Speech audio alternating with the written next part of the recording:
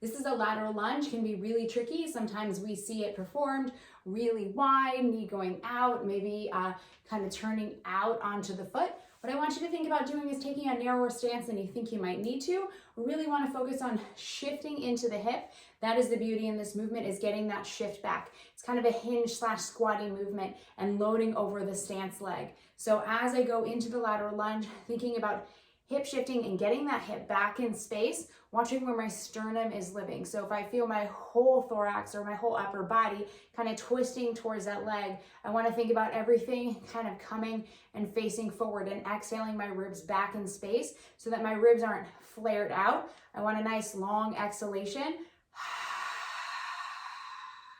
Almost feeling like my ribs travel back in space.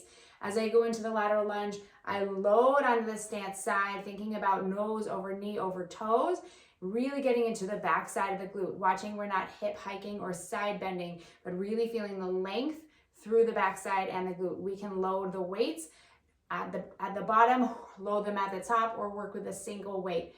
Watch the ribs in that position, making sure you're not arching through the low back, ribs back in space as you load on that stance leg. Switching sides because my buns are burning. Going to the other side, same thing, sitting into the hip. In this side, on this right side, we might feel the pull of the ribs and the upper body towards that stance leg. So I want you to really think about where the ribs are in space and loading into the hip, which is probably going to impact where you feel it on your glutes and hopefully not in your low back.